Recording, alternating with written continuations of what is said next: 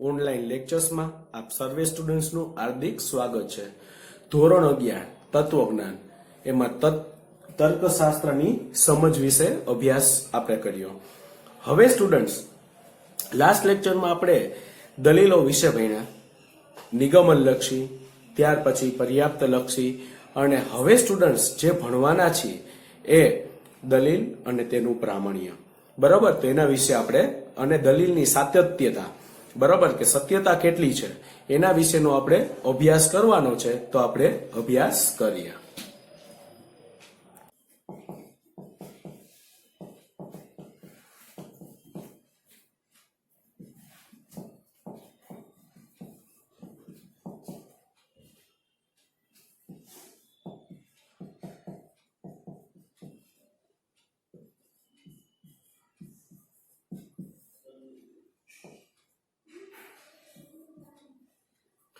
Students, વિધાનોની સત્યતા અને દલીલનું પ્રામાણ્ય।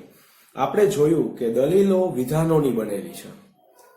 દલીલના ઘટકરૂપ વિધાનોમાંનું પ્રત્યેક વિધાન પછી એક આધાર વિધાન હોય કે ફલિત વિધાન, કાં તો સત્ય અથવા તો અસત્ય। અમુક વિધાન સત્ય હોય છે અને સત્ય છે કે અસત્ય એની આપણી ચોક્કસ માહિતી ન હોય, બરોબર, અને સંભવી શકે છે, પણ વિધાન તે પોતે સત્ય હોય કે અસત્ય ન પણ હોય, તાર્કિક રીતે સત્ય નથી જ। હવે યાદ રાખો, કારણ કે વિધાનનું લક્ષણ આ જ છે, વિધાન એટલે સત્ય અથવા સત્ય અસત્ય હોય। જો શું કીધું છે, વિધાન એટલે શું, તો કે વિધાન એટલે તે કે જે સત્ય અથવા અસત્ય હોય, બરાબર। વિધાન એટલે તે કે જે સત્ય અથવા અસત્ય હોય। સ્ટુડન્ટ, જે વિધાન સત્ય હોય તેનું સત્યતા મૂલ્ય ટી વડે દર્શાવાય, બરાબર। સત્ય હોય એને શું કહેવાય આપણે, ટી વડે। અને જે વિધાન અસત્યતા હોય તેનું સત્યતા મૂલ્ય એફ વડે એટલે કે ફોલ્સ વડે દર્શાવીએ છીએ। હવે સ્ટુડન્ટ્સ આપણે ભણવાના છીએ કે વિધાનોની સત્યતા અંગે જે મુદ્દો ખાસ નોંધપાત્ર છે કે જે પ્રત્યેક વિધાનનું સત્યતા મૂલ્ય કાં તો ટી અથવા એફ આ બેમાંથી એક જ હોય છે, એ બંને હોતું નથી। હંમેશા કાં તો સત્ય હોય કાં તો એફ હોય, એમ કે કાં તો ફોલ્સ છે, કાં તો સાચું છે કાં તો ખોટું છે, બરાબર। આનો અર્થ એ છે વિધાનનું સત્યતા મૂલ્ય જો ટી ન હોય તો એફ જ હોય અને એફ ન હોય તો ટી જ હોય। નિયમ છે કે હંમેશા કોઈ પણ વિધાનના જવાબ હંમેશા બે એક જ હોય, કાં સાચું કાં ખોટું। સાચું ન હોય તો ખોટું હોય ને ખોટું ન હોય તો સાચું હોય છે। એટલે કોઈ પણ વિધાનનું સત્યતા મૂલ્ય ટી અને એફ બંને હોઈ શકે નહીં, બે ન હોઈ શકે કે સાચું છે તું ખોટો છે, એમ કોઈ દી આપણે ન કહીએ। આપણે કોઈ પણ કહીએ કે તું સાચો છો ખોટો, અથવા તો આ વિધાન સાચું છે ખોટું, તો એમ કે આ સાચું છે, તો એમ ન કે ના સાચું છે ને ખોટું છે, આપણે કોઈ દી એવી રીતના નથી વાત કરતા। એટલે બેમાંથી એક જ હોઈ શકે। દલીલનું પ્રામાણ્ય, હવે ઈ જે આપણે દલીલ કરી એનું પ્રામાણ્ય શું, દલીલો વિધાનોની બનેલી હોય છે। દલીલમાં આવતું પ્રત્યેક વિધાન સત્ય કે અસત્ય હોય છે, એ ખરું, પણ એનો અર્થ એ નહીં કે દલીલ પણ કાં તો સત્ય અથવા અસત્ય હોય। સત્યતાની પરિભાષા વિધાનો અને વિધાનોનું જ મૂલ્યાંકન થઈ શકે છે। દલીલોનું મૂલ્યાંકન સત્યતાની નહીં પણ પ્રામાણ્યની પરિભાષા જ હોઈ શકે છે। જેવી રીતે પ્રત્યેક વિધાન કાં તો સત્ય અથવા અસત્ય બેમાંથી એક જ હોય પણ બંને હોતું નથી, એવી રીતે પ્રત્યેક દલીલ કાં તો પ્રમાણભૂત અથવા અપ્રમાણભૂત બેમાંથી એક જ હોય છે, બરાબર। કોઈ પણ દલીલ કાં તો એક પ્રમાણભૂત હોય કાં તો અપ્રમાણભૂત હોય છે, અને અપ્રમાણભૂત ન હોય તો પ્રમાણભૂત હોય। એટલે આના શબ્દ કેટલી વાર આવે છે, પ્રમાણભૂત હોય નહીં તો અપ્રમાણભૂત, અને અપ્રમાણભૂત ન હોય તો પ્રમાણભૂત। એટલે એક જ વાત કરે છે, જો કોઈ દલીલ પ્રમાણભૂત અને અપ્રમાણભૂત બંને હોઈ શકે નહીં, તેમજ પ્રમાણભૂત ન હોય તો અપ્રમાણભૂત બની શકે નહીં। જો આ શબ્દ કેટલી વાર આવ્યો શબ્દ, એટલે એક જ શબ્દ સ્ટુડન્ટ તમારા માઇન્ડમાં પહોંચાડવા માંગે છે કે વિધાન કાં તો સાચું હોય ને કાં તો ખોટું હોય। જો સાચું ન હોય તો ખોટું હોય ને ખોટું ન હોય સાચું. એવી રીતના દલીલ કાં તો પ્રમાણભૂત હોઈ શકે અને અપ્રમાણભૂત. જો પ્રમાણભૂત હોય તો પ્રમાણભૂત ન હોય અને અપ્રમાણભૂત હોય તો પ્રમાણભૂત ન હોય સ્ટુડન્ટ્સ. એટલે આ રીતના એક વાત કરી છે સરસ મજાની. અહીં સ્વાભાવિક રીતે પ્રશ્ન થાય છે કે દલીલ શાને લીધે પ્રમાણભૂત કે અપ્રમાણભૂત બને છે. આ પ્રશ્નનો ઉત્તર એ છે કે જો દલીલના આધાર વિધાન અને ફલિત વિધાનના ગભીતાર્થ સંબંધ હોય તો દલીલ પ્રમાણભૂત બને છે, અને દલીલના આધાર વિધાન અને ફલિત વિધાન વચ્ચે ગભીતાર્થ સંબંધ ન હોય તો દલીલ અપ્રમાણભૂત બને છે. એટલે કે જો કોઈ પણ તમે વિધાન હોય એને ખરેખર આપણે સાબિત કરી શકતા હોય ને ચોક્કસ એનું મૂલ્યાંકન થઈ શકતું હોય ને ઈ સર્વવ્યાપી હોય તો યાદ રાખજો એ દલીલ પ્રમાણભૂત છે. જેને આપણે સાબિત નથી કરી શકતા, સાચું પણ ન પણ હોઈ શકે એવી વાત હોય તો આપણે ઈ દલીલ અપ્રમાણભૂત બને છે. આધાર વિધાન અને ફલિત વિધાન વચ્ચેના ગભીતાર્થ સંબંધના અસ્તિત્વનો કસોટી રૂપ નિયમ એ છે કે જો આધાર વિધાનોને સત્ય માનીએ તો ફલિત વિધાનને અસત્ય માનવાનું તાર્કિક રીતે અશક્ય બને. એટલે જ કે જે દલીલ અંગે એના આધાર વિધાનો સત્ય છે પણ એનું ફલિત વિધાન અસત્ય છે એમ કહેવામાં જો વ્યાઘાત પેદા થાય તો દલીલના આધાર વિધાનો અને ફલિત વિધાનો વચ્ચે ગભીતાર્થ સંબંધ હોય છે. અર્થાત તે દલીલના પ્રમાણભૂત હોય છે. અને આના પરથી પ્રમાણભૂત અને અપ્રમાણભૂત દલીલની નીચે આપેલી વ્યાખ્યાઓ આપણે સમજીએ. સ્ટુડન્ટ્સ, તો આપણે વ્યાખ્યા સમજવાની છે. એક પ્રમાણભૂત દલીલ. પ્રમાણભૂત દલીલની વ્યાખ્યા તો કે જે દલીલ અંગે એના આધાર વિધાનો સત્ય છે અને એનું ફલિત વિધાન અસત્ય છે એમ કહેવામાં વ્યાઘાત આવતો હોય તો દલીલ પ્રમાણભૂત છે. શું કીધું ફરીવાર સમજો. જે દલીલ અંગે એના આધાર વિધાનો સત્ય છે અને ફલિત વિધાન અસત્ય છે. આધાર વિધાનો જે છે એ પરફેક્ટ હોય, સત્ય છે, બરોબર, અને એના ઉપરથી ફલિત વિધાન જે છે એ અસત્ય હોય તેમ કહેવાય, અને એમાંથી જે વ્યાઘાત આવતો હોય અને એમ કહેવાય કે દલીલ પ્રમાણભૂત છે. અપ્રમાણભૂત કોને કહેવાય? હવે અપ્રમાણભૂત દલીલની વાત કરીએ કે અપ્રમાણભૂત દલીલ કોને કહેવાય? તો કે અપ્રમાણભૂત દલીલ જે દલીલ અંગે એના આધાર વિધાનો સત્ય છે જેમાં અને એનું ફલિત વિધાન અસત્ય છે તો એમ કહેવાય વ્યાઘાત આવતો ન હોય કઈ, બરોબર છે, તો ઈ દલીલ અપ્રમાણભૂત છે. જો શબ્દ બેયની વ્યાખ્યા એક સેમ જ છે, એક સરખી લાગે, પણ એમાં શું છે, ઓલામાં વ્યાઘાત આવતો હોય, બરોબર છે, આમાં વ્યાઘાત આવતો હોય ને આમાં વ્યાઘાત આવતો ન હોય તો એને દલીલ અપ્રમાણભૂત બને છે. આપણે જોયું કે આધાર વિધાન અને ફલિત વિધાન વચ્ચેના સંબંધ લીધે દલીલ પ્રમાણભૂત બને છે. એ સંબંધ ગભીતાર સંબંધના અસ્તિત્વની કસોટી માટેનો નિયમ એ છે કે આધાર વિધાનને સત્ય માનીએ તો ફલિત વિધાન અસત્ય માનવાનું તાર્કિક રીતે અશક્ય બને. આનો અર્થ એ છે કે પ્રમાણભૂત દલીલની મૂળભૂત લાક્ષણિકતા એ છે કે આધાર વિધાનો સત્ય હોય તો એનું ફલિત વિધાન અસત્ય હોઈ શકે નહીં. યાદ રાખજો, જો આધાર વિધાન સત્ય હોય તો એનું ફલિત વિધાન ક્યારેય હશે, કારણ કે ફલિત વિધાન પછી આવે. કોઈ પણ આધાર વિધાન લીધું ત્યાર પછી આપણે એનું ફલિત વિધાન કરીએ છીએ, બરોબર છે. તો ઈ જો કોઈ દી ઈ મેં કીધું કે અસત્ય હોઈ શકે નહીં. જો આધાર વિધાન સત્ય છે તો ફલિત વિધાન ક્યારેય અશક્ય નથી હોવાનું. પ્રમાણભૂત દલીલની ઉપરની લાક્ષણિકતા મુજબનું તારવવાનું યોગ્ય નથી. નંબર 1 એવું કીધું છે, નીચેના અનુમાનો તારવવાનું યોગ્ય નથી. નંબર 1, ક્યાં અનુમાનો છે? તો કે જો પ્રમાણભૂત દલીલના આધાર વિધાનો અસત્ય હોય તો ફલિત વિધાન પણ અસત્ય હોય છે. યાદ રાખજો, બહુ સરસ કીધું છે. આધાર વિધાનો અસત્ય હોય તો ફલિત વિધાનો સત્ય હોય, કારણ કે આપણે પહેલાય વાત કરી કે જો આધાર વિધાન સત્ય હોય તો ફલિત વિધાન સત્ય હોવાનું, પણ જો આધાર વિધાન અસત્ય હોય તો ફલિત વિધાન કઈ તારવવું આપણે એને કઈ ઈ પણ અસત્ય જ હોય છે. આ માન્યતા સાચી નથી, કારણ કે આ માન્યતા એમ કીધું છે કે આપણે એવું માની લેતા હોય કે ફલિત વિધાન આધાર વિધાન સત્ય છે તો ફલિત વિધાન સત્ય છે. હવે એમ કીધું કે જો પ્રમાણભૂત દલીલના આધાર વિધાનો પ્રમાણભૂત દલીલના અસત્ય હોય તો ફલિત વિધાન અસત્ય છે. આ માન્યતા સાચી નથી, કારણ કે અસત્ય વિધાન અને સત્ય ફલિત વિધાન વાળી દલીલના પ્રમાણભૂત હોઈ શકે છે. અસત્ય આધાર વિધાન વાળી પ્રમાણભૂત દલીલ એવી હોય જ છે કે એના આધાર વિધાનો સત્ય માની લઈએ. તો આના એના ફલિત વિધાનો પણ સત્ય જ માનવું પડે. નંબર 2 એવું કીધું છે, જો દલીલનું ફલિત વિધાન અસત્ય હોય તે દલીલના પ્રમાણભૂત હોઈ શકે નહીં. આ માન્યતા પણ સાચી નથી, કારણ કે અસત્ય ફલિત વિધાન વાળું દલીલનું ઓછામાં ઓછું એક આધાર વિધાન અસત્ય હોય એ પ્રમાણભૂત હોઈ શકે છે. અસત્ય ફલિત વિધાન વાળી પ્રમાણભૂત દલીલ એવી હોય છે કે એના આધાર વિધાનોને સત્ય માની લઈએ તો એના ફલિત વિધાનને પણ સત્ય માનવું જ પડે.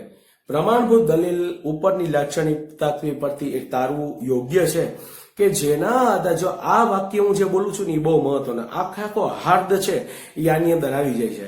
કદાચ તમને વિચાર આવતો હશે, પ્રશ્ન થતો હશે તમારા માઇન્ડમાં, એમ વિચાર આવતો કે સાહેબ આ આધાર વિધાન ને ફલિત વિધાન ને તમે શું કહો છો, આ પ્રમાણભૂત દલીલ ને અપ્રમાણભૂત દલીલ ને આ ફલિત વિધાનનું એનું આમાં આવી જાય છે ને આ ગભીરતા ને આવા બધા શબ્દ જે છે તમને કદાચ એનાથી આમ એવું થતું હશે. એ શરૂઆતમાં તમને કદાચ એવા પ્રશ્નો થાય, પણ જેમ જેમ તમે આનો અભ્યાસ કરશો, જેમ જેમ તમે આના પ્રશ્નો પાકા કરશો, અને તમે 1-2 વાર વાંચન કરશો એટલે તમારા માટે જેમ જેમ આગળ જાઓ એટલે તમને સહેલું પડી જશે.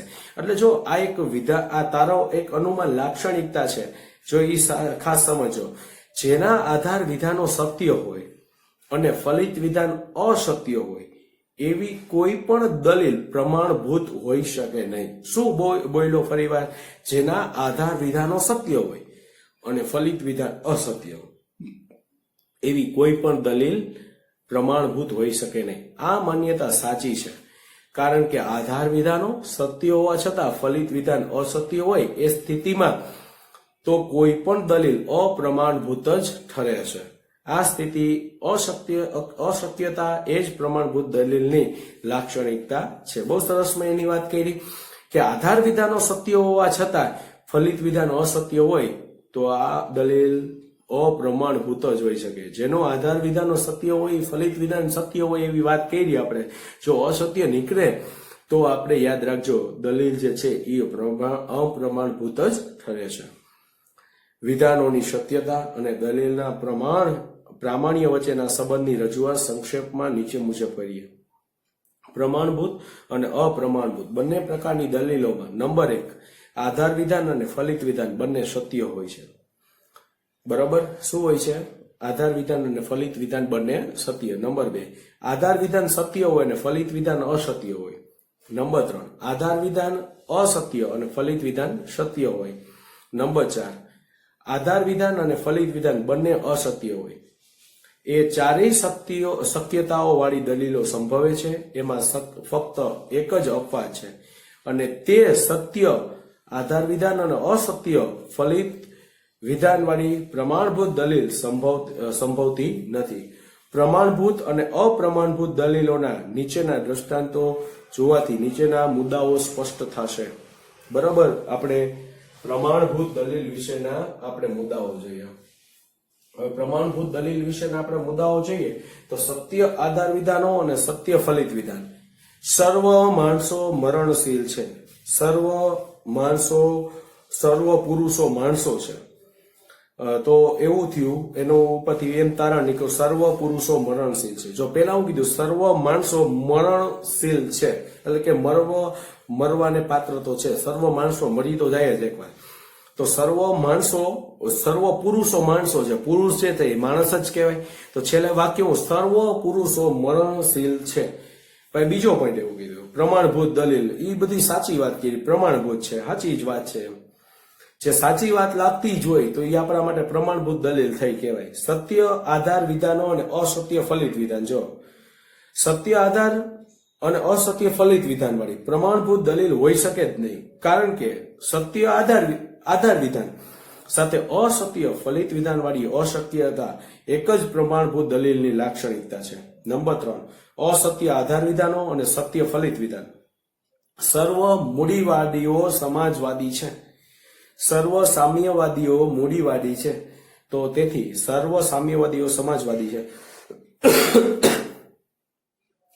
પછી નંબર 4 એવું કીધું છે અસત્ય આધાર વિધાનો અને અસત્ય ફલિત વિધાન. આધાર વિધાનો કેવા છે? અસત્ય છે, અને ફલિત વિધાન એ અસત્ય જ આવે એવું છે. સર્વ પશુઓ પંખીઓ છે.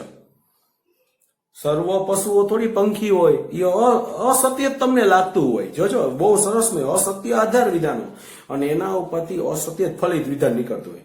સર્વ જંતુઓ પશુઓ છે, તેથી સર્વ જંતુઓ પંખીઓ છે.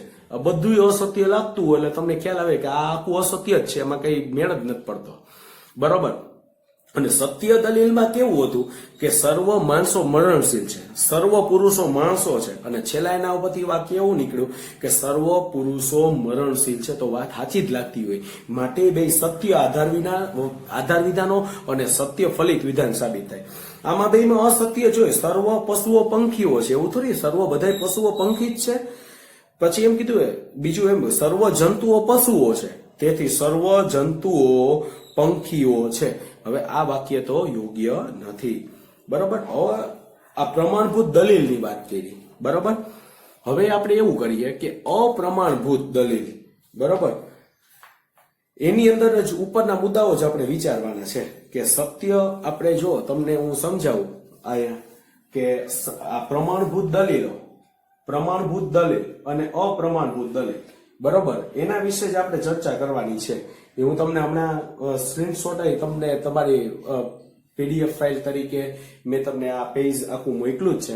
બરોબર. પેજ તમે એમાંથી ખાસ કરીને રીડ કરજો, જોજો, તમને ખ્યાલ આવી જશે કે શું કહેવા માંગે છે.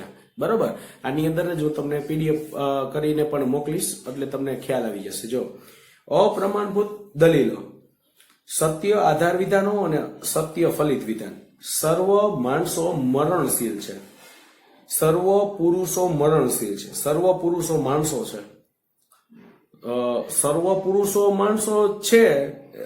અપ્રમાણભૂત દલીલો કેવું થયું? અપ્રમાણભૂત કઈ નો મેળ પડતો. જો સત્ય આધાર વિધાનો અને સત્ય ફલિત વિધાન. જો સર્વ માણસો મરણશીલ છે, ઓલાની જેમ જ છે. હવે એમાં બીજું એમ કે સર્વ પુરુષો મરણશીલ છે.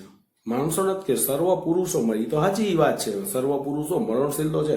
પછી એમ કીધું તેથી સર્વ પુરુષો માણસો છે, તો સાચી વાત છે કે સર્વ પુરુષો બધા માણસો જ હોય. બરાબર. સત્ય હવે ઓલા કરતા પ્રમાણભૂત ને બદલે અપ્રમાણભૂત દલીલો થયું, એમ ઊંધું થયું, એનાથી ઊંધી વાત કરી હોય. બરાબર. સત્ય આધાર વિધાનો અને અસત્ય ફલિત વિધાન. સર્વ હાથીઓ મરણશીલ છે, સર્વ વાનરાઓ મરણશીલ છે, અને છેલ્લે એનું નીકળું તારણ કે સર્વ વાનરો હાથીઓ છે. ખોટી જ વાત છે કે જો પેલા સત્ય આધાર વિધાનો સાચા હોય, આધાર વિધાન બે સાચા. જો સર્વ હાથીઓ મરણશીલ છે, વાત સાચી, હાથીઓ તો મરણશીલ છે. સર્વ વાનરો મરણશીલ છે, એ વાત સાચી છે. અને એના ઉપરથી વાક્ય નીકળ્યું કે સર્વ વાનરો હાથીઓ છે, એ તો વાક્ય સાચે, એટલે ઈ અસત્ય ફલિત વિધાન. જેના ઉપરથી તારણ નીકળ્યું ઈ જે છે એ અસત્ય ફલિત વિધાન. હવે તમને સ્ટુડન્ટ્સ ખ્યાલ આવી ગયો હશે કે આ ફલિત વિધાન, આધાર વિધાનો શું કહેવામાં. આધાર વિધાન એટલે જે વાક્ય મેઇન ટાઇટલ છે, મેઇન પહેલું વાક્ય છે એ આધાર વિધાનો છે. બે આધાર વિધાનો ઉપરથી આપણે જે ફલિત કરીએ છીએ, તેથી કરીને એ આપણે એ ખાસ કરીને ફલિત વિધાન કહેવામાં આવે છે. હવે જો અસત્ય આધાર વિધાનો અને સત્ય ફલિત વિધાન. સર્વ સમાજવાદીઓ મૂડીવાદીઓ છે. સમાજવાદીઓ મૂડીવાદીઓ નોય હોઈ શકે એવું જરૂરી નથી, પણ છતાં એમ કીધું સર્વ સામ્યવાદીઓ એ મૂડીવાદી છે, તેથી સર્વ સામ્યવાદીઓ સમાજવાદીઓ છે. તો ઈ સત્ય હંમેશા અસત્ય આધાર વિધાનો ઉપરથી સત્ય ફલિત વિધાન થઈ શકતું હોય. સર્વ સમાજવાદીઓ મૂડીવાદીઓ ન હોઈ શકે, સર્વ સામ્યવાદીઓ મૂડીવાદીઓ ન હોઈ શકે, પણ સર્વ સામ્યવાદી સમાજવાદીઓ હોઈ શકે. એટલે એ આપણે સત્ય ફલિત વિધાન તરીકે ઓળખીએ છીએ. હવે અસત્ય આધાર વિધાનો અને અસત્ય ફલિત વિધાન.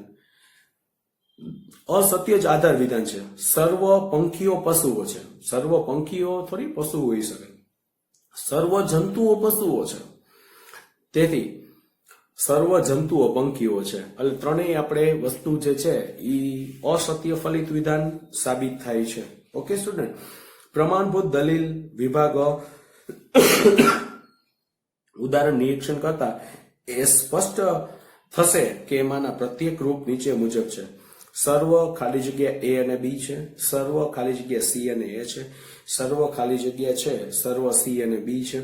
ઉપરના રૂપમાં ત્રણેય પદો માટેની ખાલી જગ્યાઓને એ બી સી એ પ્રતીકો દ્વારા દર્શાવેલી છે. પ્રત્યેક ખાલી જગ્યા માટે અલગ અલગ પદો પસંદ કરીએ છીએ. એમાં પ્રત્યેકનો ઉપરના દર્શાવ્યા મુજબ 2 વાર ઉલ્લેખ કરવામાં આવે છે.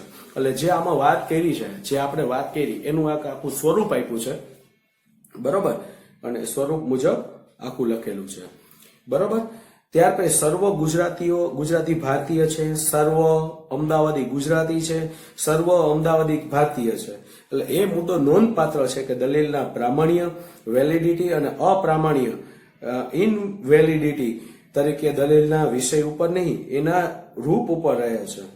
આધાર વિધાન અને ફલિત વિધાન વચ્ચેના ગભીરતાર સંબંધ કે જેની હાજરીને લીધે દલીલ પ્રમાણભૂત કે ગેરહાજરીને અપ્રમાણભૂત બને છે.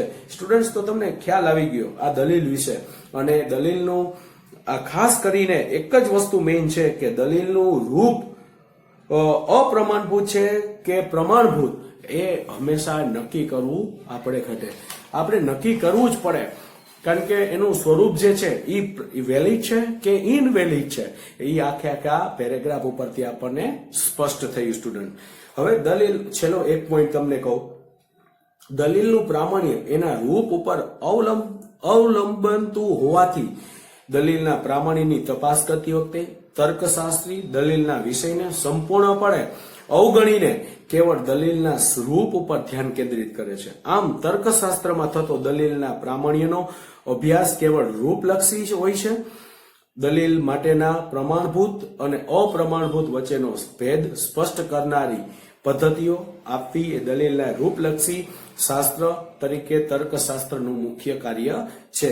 સ્ટુડન્ટ્સ, તો તમને ખ્યાલ આવી ગયો છે કે આ દલીલના પ્રામાણ્યનો અભ્યાસ કેવળ રૂપલક્ષી હોય છે. કેવા હોય છે? રૂપલક્ષી. આ વિકલ્પ તરીકે, ખાલી જગ્યા તરીકે પણ પૂછાય છે.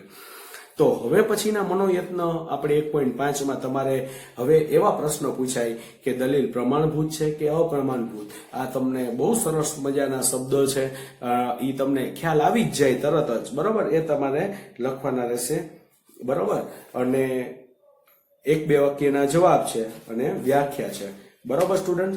અને તર્કશાસ્ત્રની હવે પછીની આપણે વ્યાખ્યા પૂછાઈ શકે. પ્રમાણભૂત દલીલ, અપ્રમાણભૂત દલીલની વ્યાખ્યા, વિધાન એટલે શું, ત્યાર પછી રૂપલક્ષી સંબંધ એટલે શું, સંભવિતાર સંબંધ એટલે શું, આપણે જે ભણ્યા એના વિશે તમને વિકલ્પ 1-2 વાક્યનો જવાબ કે વ્યાખ્યા તરીકે પૂછાઈ શકે છે. હવે આપણે જે લાસ્ટ પોઈન્ટ તરીકે 1 પોઈન્ટ ભણવાનો છે આ ચેપ્ટરમાં, એ છે તર્કશાસ્ત્રની ઉપયોગિતા, બરોબર. તો હવે આપણે શરૂ કરીએ તર્કશાસ્ત્રની ઉપયોગિતા. સ્ટુડન્ટ્સ,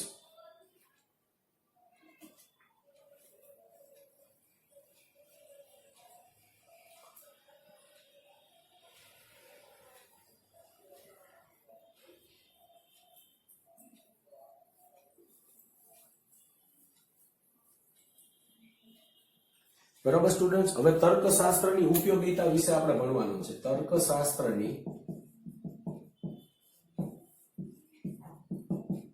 ઉપયોગિતા, બરોબર.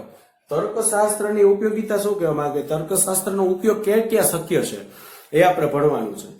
વિચારવું એ માનવીની સાહજિક અને નૈસર્ગિક શક્તિ છે.